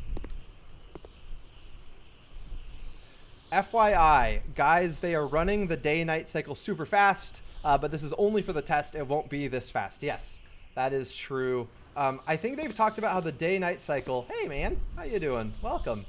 I think they've talked about how the day-night cycle will probably be like 3 hours or maybe 6 hours. Something like that. It won't be an entire 24-hour cycle. It will be a slightly or a sped-up version of that, just so that, like, if you live on the other side of the world, it's not like always night when you can play. So it'll be shorter than a 24-hour day-night cycle, but it will be much longer than this day-night cycle that we're looking at right now. They talked about the ability for 2 factions to possibly enter into a smart contract For a blood feud, yeah. I've been talking about that a little bit. I think that's a really cool idea. And we'll open up the opportunity to go kill some people in video games. All right, they talked about the ability for two. Okay, I already read that. Yeah, we're about to see a beautiful sunrise here. Oh, I think after this, though, I might close out the stream soon. We've been going for, let's see, how long have I been streaming for? That's such a beautiful sunset, or sunrise, though. Absolutely gorgeous. I'm not actually sure. Who knows? Oh, here, okay. An hour and 49 minutes, so almost 2 hours.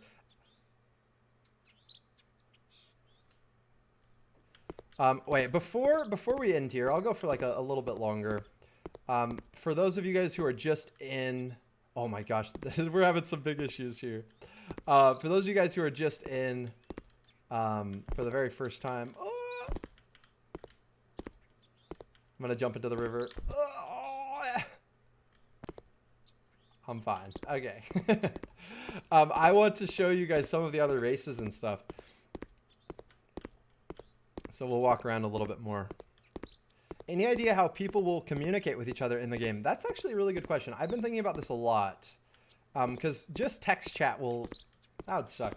I really hope, I really hope there is voice chat that is based on your distance from people. Here's an elf.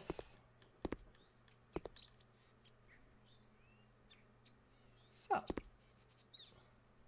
That would be cool. Yeah, like, what is it called when it's voice chat that's just based on how far you are? It's how it works in real life. Sound travels. You can hear people better if they're closer. Hey, it's the halfling. I still think the halfling is like absolutely adorable. Yeah, voice chat would be absolutely epic. And it would really feel the most immersive. It would feel the most realistic. It would be the easiest to make friends and stuff. It would also make it really easy for people to troll. So it would have to be easy to mute people. But I think that's easy enough. As long as it's easy to look at someone and mute them, then just like voice chat based on how far away you are from people would be the best thing. I would feel bad for killing someone and taking their NFTs. Yeah, if someone doesn't want to have the possibility to lose their NFTs, they don't need to enter into smart contract, and they don't need to have that. They don't need to risk that if they don't want to. I'm a heavy Gala investor, and it actually makes me really worried after checking the progress of the gameplay. It looks like something made in the early 90s. All right, so let's talk about this a little bit. So if you're worried about the gameplay, don't be. This is going to be very smooth. If it's like the little like visual glitches and stuff, or like the shadow glitches, like that kind of stuff, I wouldn't be worried about that at all. This is just literally, this is the type of stress testing that normally is done entirely internally that no one sees from a AAA studio. It's only a result of the fact that this is very early testing. We're not even in alpha yet. The progress of this, if you actually want to know how the progress is going, go back and watch my video of the very first stress test and then come back here to the second stress test, and you will be blown away by the progress that they've been making. Proximity chat. Hey, there's the word. Hello there, nice to be here. This is my first time ever text in a YouTube chat. Hey, Blade Runner. Well, congratulations. Man, that's a good idea. I agree voice chat is the way to go, but also option for text as well. Yeah, definitely there'll be text chat. I mean, I don't see why there wouldn't be. It currently looks like Tomb Raider from the first PlayStation back in the early 90s. Okay, so the blocky idea of it, the kind of Minecraft-esque feel, is a stylized choice. And that will stay the same, but like the textures of everything will be very much more detailed.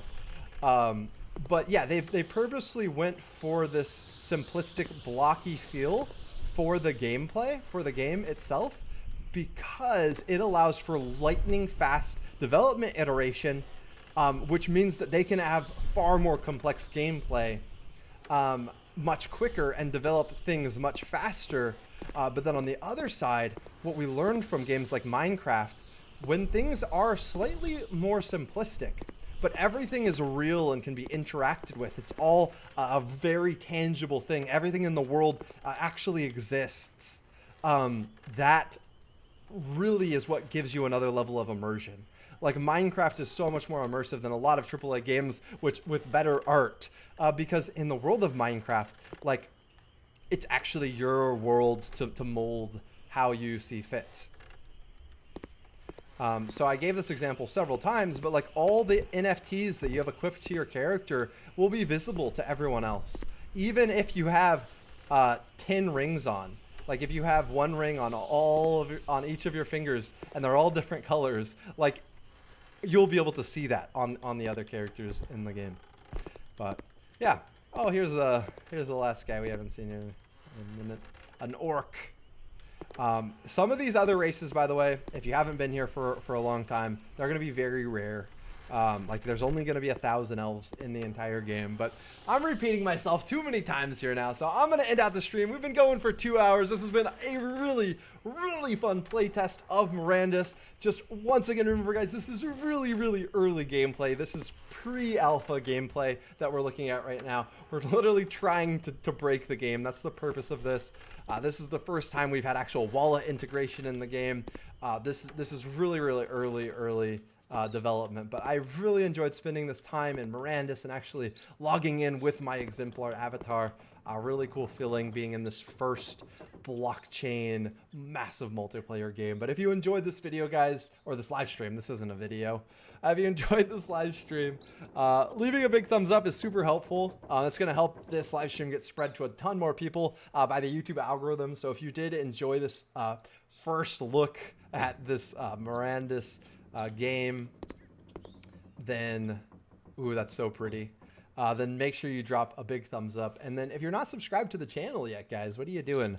Make sure you hit subscribe. This whole channel is about play to earn gaming, blockchain gaming, the future of the metaverse. My favorite book ever. Wow. Is it it's my favorite book that's been written in the last decade. Is Ready Player One. It's an incredible book. If you've only watched the movie, you're doing yourself wrong. Read the book or listen to the audiobook. It's incredible. I am so passionate about the future of the metaverse, where all of a sudden these virtual worlds have real economies, real stakes, real earning potential. On-chain gaming is what I'm super excited about. So if you're excited about that as well, make sure you're subscribed to this channel so that you don't miss any future videos. I'm covering not only Mirandus, I am covering Mirandus though a ton. I'm really excited for this game, but also I'm super excited for Illuvium, which is a very, very ambitious blockchain-enabled game, AAA quality that's coming out very soon. I'm really excited for Star Atlas, which is this galactic space strategy metaverse. I'm really excited for Guild of Guardians, which is an RPG, but it's going to be mobile. But it's going to be an NFT, a crypto mobile game with NFT characters on mobile, which should be really cool. I'm really excited about the Sandbox. The Sandbox is going to be awesome. So, yeah. Until next time, everyone, have fun roaming the metaverse.